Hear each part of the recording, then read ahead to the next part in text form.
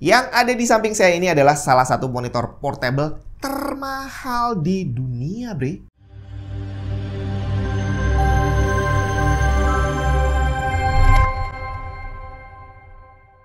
Halo, saya Jun. Kita semua udah tahu bahwa barang portable itu harganya udah pasti lebih mahal dari barang yang tidak portable gitu ya. Jadi kalau laptop itu portable, dia harganya lebih mahal dari desktop. Dengan uang yang sama, kita bisa dapat PC desktop yang speknya lebih tinggi, performance-nya lebih bagus dibandingin laptop. Monitor juga sama. Monitor yang portable dengan harga yang sama, speknya tidak lebih tinggi dibandingin monitor yang tidak portable. Nah, tinggal sekarang kalau dihadapkan pada kaum mendang-mending, itu mereka akan bisa membuat perbandingan gitu ya. Mending beli ini daripada mending beli itu. Dan biasanya nih, kalau kita bilang monitor portable dan bukan portable, ya akan dibandingin antara monitor dengan monitor gitu ya.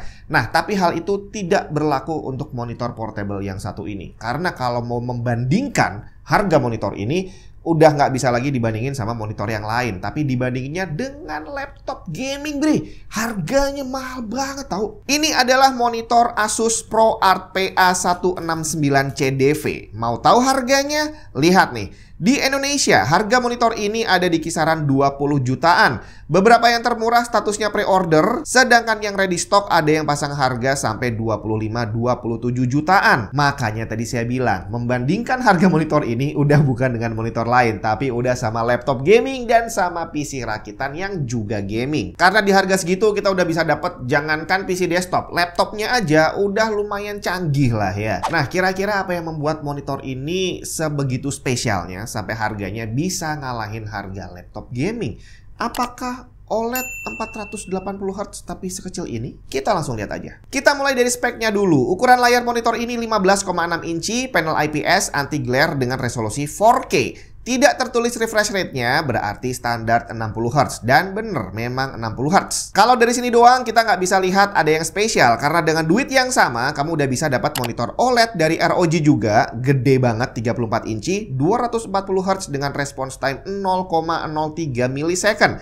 Bahkan, kamu juga udah bisa dapat laptop ROG Strix dengan layar 165 Hz. Jadi kita lihat apakah ada hal lain yang membuat monitor ini spesial. Asus ProArt PA169 CDV ini ternyata udah touchscreen dengan 10-point multi-touch yang juga dilengkapi ProArt Pen dengan Wacom EMR Technology untuk sensasi menulis dan menggambar seperti di atas kertas. Wacom ini kita kenal sebagai produsen pen tablet yang harganya juga sangat bervariasi.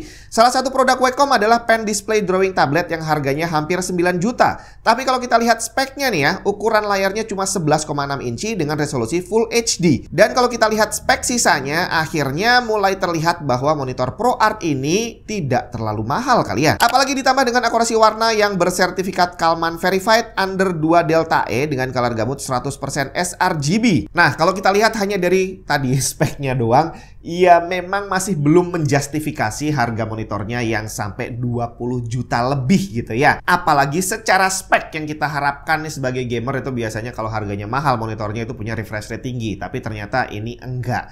Jadi kita cari lagi hal apa yang membuat harganya sebegitu mahalnya. Kita lihat aktual barangnya nih ya. Saat dipegang monitor ini terasa solid walaupun bobotnya tidak terlalu berat. Build-nya terasa mahal. Bagian panel full flat sampai logo ProArt-nya pun ada di dalam. Di bagian samping kiri yang paling menonjol adalah Asus Dial and Virtual Control Panel. Default fungsinya adalah untuk mengontrol OSD saat merubah setting monitor, tapi dia juga bisa difungsikan sebagai programmable hotkey untuk banyak software kreatif. Jadi para pekerja grafis bisa bikin shortcut menggunakan dial ini. Kemudian connectivity-nya juga komplit. Ada HDMI normal, bukan mini HDMI ya. Kemudian ada dua USB-C yang juga berfungsi sebagai display port. Monitor ini juga punya built-in speaker, tapi kualitasnya nggak bagus, bre. Kemudian di bagian belakang kita dikasih dua kickstand. Kickstand bawah untuk membuat posisi monitornya agak berdiri untuk difungsikan sebagai monitor, sedangkan kickstand kecil di atas membuat posisi monitornya lebih tidur buat kamu yang butuh untuk menggambar langsung di monitornya atau memfungsikannya sebagai drawing pad. Kemudian di bagian atas ada tempat nyimpan pennya. Overall, desain dan build dari monitor ProArt PA169 CDV ini sangat mewah. Tapi gimana dengan performance-nya? Yang pasti saya tidak akan ngetes gaming performance, jadi nggak ada pengukuran response time karena memang bukan itu inti dari monitor ini. Yang akan saya coba nilai adalah bagaimana kemampuan dia untuk menampilkan warna, dan apakah benar-benar punya kelebihan yang sebegitu hebatnya kalau dipakai untuk keperluan grafis. Dari kesan pertama melihat gambar yang ditampilkan oleh Asus ProArt PA169CDV ini, feel-nya soft dan nyaman di mata. Mau pakai preset setting apapun, semuanya nyaman di mata. Beda cerita kalau kita lihat monitor gaming atau TV yang biasanya dipajang di toko gitu ya, di mall. Itu kalau kita lihat kan warnanya bener-bener cerah. Dan bahkan beberapa monitor gaming kalau kita setting ke preset tertentu, racing misalkan, itu biasanya memang cerah banget. Dan untuk beberapa orang, brightness yang setinggi itu tidak nyaman di mata. Dan tentu saja untuk para pekerja grafis, brightness yang tinggi itu nggak ada gunanya. Dan akhirnya monitor ProArt ini bener-bener disetting untuk bisa menampilkan brightness yang nyaman di mata kita. Kita mulai lihat dari color gamutnya. Monitor ini sebenarnya canggih banget. Pada mode standar terukur gamut volumenya 138% sRGB atau hampir 98% DCI-P3. Tapi sayangnya yang ditampilkan hanya 100% sRGB aja atau setara 85% DCI-P3. Cuma kalau kamu butuh gamut yang beneran 100%, kamu bisa pilih preset sRGB atau Rec 709, di mana gamut volumenya di lock di 100% sRGB dan yang ditampilkan kurang lebih 98% atau setara 71,5% DCI-P3. Sekarang untuk brightness, kontras rasio, dan akurasi warna. Mode standar adalah yang paling terang, tapi masih tetap nyaman di mata karena brightnessnya cuma 179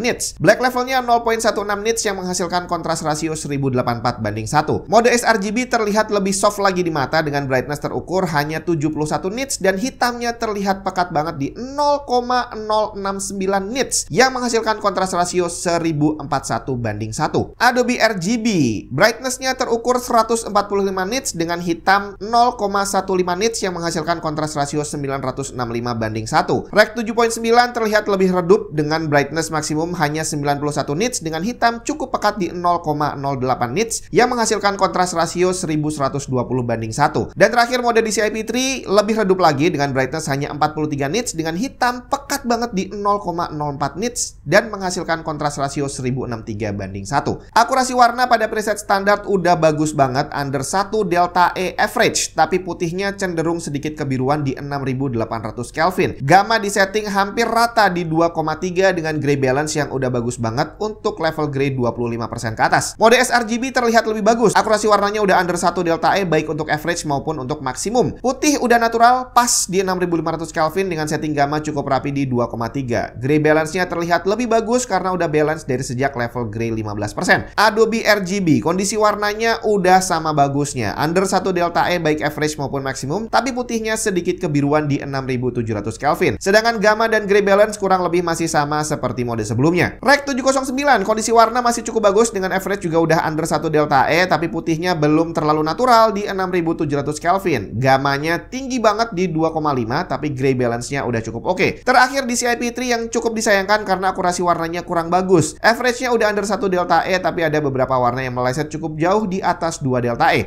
Walaupun secara visual masih sulit untuk dibedakan. Color temperatur 6400 Kelvin cenderung kekuningan. Gammanya lebih tinggi lagi di 2,7 dengan gray balance yang juga tidak terlalu bagus dibandingkan model lainnya. Terakhir uniformity. Untuk brightness, monitor ini memang sudah memenuhi toleransi deviasi maksimum under 4 delta E di semua area. Tapi hanya beberapa area aja yang punya deviasi under 2 delta E. Nggak jelek, tapi nggak spesial juga. Sedangkan untuk keseragaman warna kondisinya sedikit lebih bagus, di mana area bagian tengah deviasinya udah under 1 delta C, sedangkan bagian tepi kiri atas dan kanan masih di kisaran 2 delta C. Masih masuk toleransi, tidak akan mengganggu akurasi warna, tapi tidak spesial.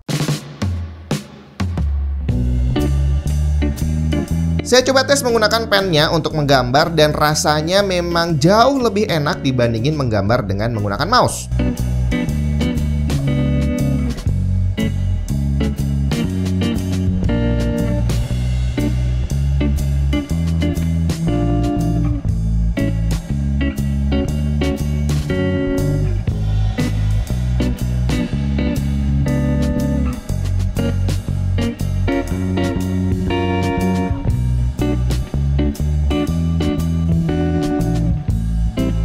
Resolusi pennya cukup oke, dia bisa membedakan garis yang dibuat dengan jarak berdekatan, tapi memang tidak bisa dipungkiri butuh membiasakan diri menggambar menggunakan pen ini.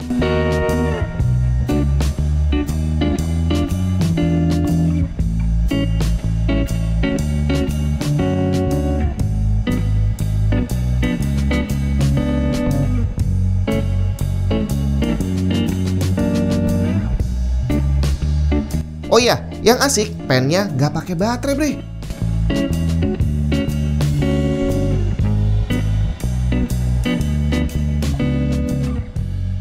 Yap, itu dia tadi Asus ProArt PA169 CDV yang merupakan salah satu monitor portable termahal di dunia. Saat video ini dibuat, tadi harganya di marketplace lokal 20 jutaan lebih gitu ya. Dan secara spesifikasi, kalau memang kamu adalah seorang gamer, apalagi kamu adalah seorang kaum mendang-mending, udah jelas monitor ini bukan buat kamu. Jauh-jauhin karena nggak ada gunanya sama sekali. Tapi kalau kamu adalah seorang pekerja grafis, terutama kamu adalah orang yang butuh menggambar manual, maka monitor ini sangat layak untuk dipertimbangkan. Tapi sekali lagi, kalau memang kamu udah dapat project yang duitnya gede gitu ya, beli monitor ini kayaknya worth it aja sih. Karena tadi sensasi gambarnya, sensasi pakai ininya, apa namanya, drawing pen ini bener-bener bagus banget lah ya. Nah, tinggal apakah kamu termasuk salah satu pekerja grafis yang udah butuh monitor semahal ini?